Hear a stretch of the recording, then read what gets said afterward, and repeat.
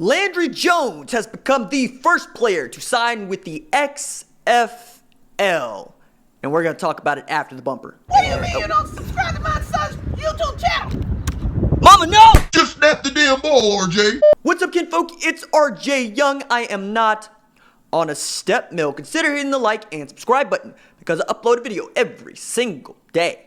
So it's OU related, college football related, sports related. We have a good time. And the news is Landry Jones has signed with the XFL. He has not signed with XFL Dallas. They're going to have a draft where it feels like it would be a complete disservice to this league and personally me and most OU fans if Landry Jones does not end up underneath Bob Stoops, get the band back together. I know there's a Ryan Broyles joke in there, and there's some, let's just call them washed up players that could end up in this league. Now, Oliver Luck, who is the figurehead, and when I say figurehead, he is the face of the XFL franchise, right?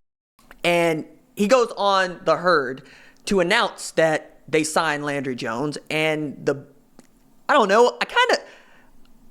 want to shade Landry Jones too much here, right? Because 16,000 yards passing, 39-13 as a starter at Oklahoma, was an All-American, and statistically is the best quarterback to ever play at OU, pride of Artesia. But, yeah, man, I mean, nobody's really going to take Baker Mayfield over Landry Jones. Nobody's really going to take Kyler Murray over Landry Jones.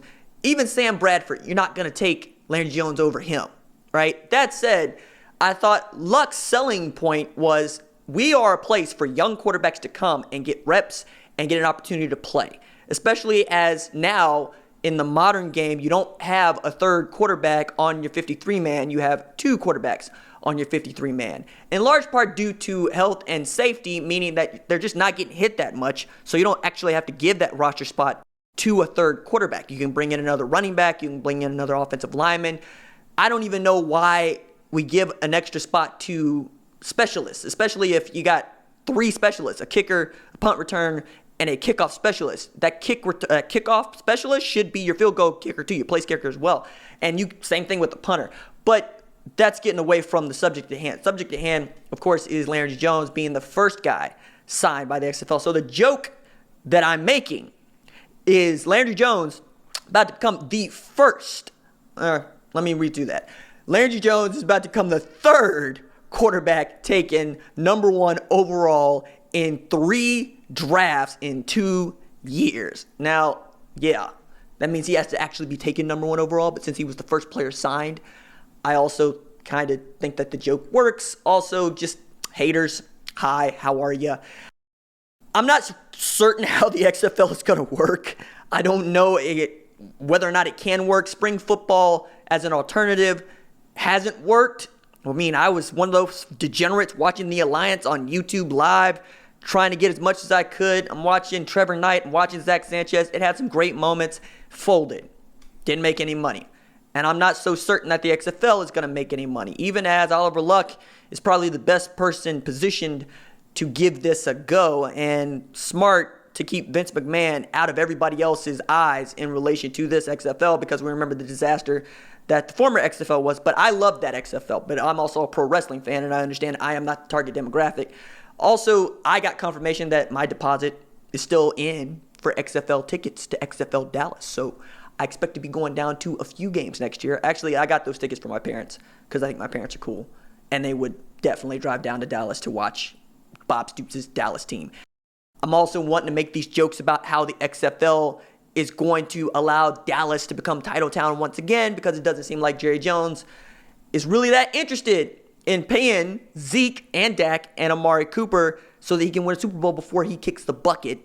You know, and that's just calling it like it is. Jerry Jones is an old guy, and he wants to win a Super Bowl in the worst way, if for no other reason than to show everybody that he doesn't need Jimmy Johnson to do it. Well, looks like you might need to, or you need to pony up. In the meantime, I'm rooting for Landry Jones. I'm rooting for Bob Stoops. I want the XFL to succeed because I want more football in my life. I understand that health and safety makes it difficult to play football year round. but attempts to do so even with a product that is not on par with the NFL, that is not even on par with college football. I'm going to watch it because I watch high school football, right? High school football is severely unskilled labor, right? And I'm going to high school football games and I'm watching high school kiddos play, and even the best high school football players aren't as skilled as professionals. They just aren't. I mean, it's not even about maturity. It's about reps. It's about getting opportunities to just go out there and play. And the style of football that you see is going to be all over the map. I don't know that that's going to be the case with the XFL, because it feels like they're positioning themselves as a developmental league where players can get opportunities to make money and or hone their craft so they can get back to the NFL. And that seems like it's just going to be what it is. But, I mean, outside of competing with arena football, I don't really see it. I mean, CFL is really the best minor league football product in the game today, and that one takes place in Canada. I don't know that you can compete in the United States with, well, even the Alliance at that time. I mean, we're going to see. It's going to start February. I'm sure that they tried to learn from what Charlie Ebersol has done, and obviously they're doing their best to stay in the headlines. But the thing that I really wanted to know that we don't know is how much is Landry Jones getting paid?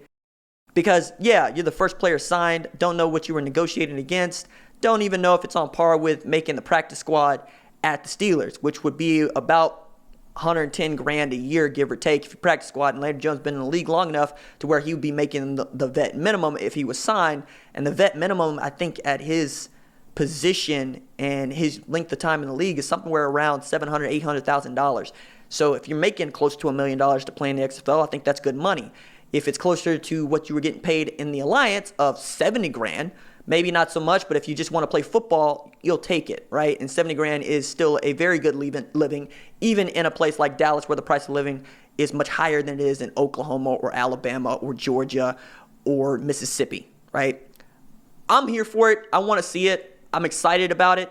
I don't know what this is going to do for Landry Jones' career. I don't even know if this is going to help younger players get back to the NFL. I'm sure that you're going to have your Tommy McDonald types, but Tommy McDonald's one dude. There's a bunch of guys that got to make up this league. We'll have to wait and see how this turns out. All right, that is it for me. Deuces.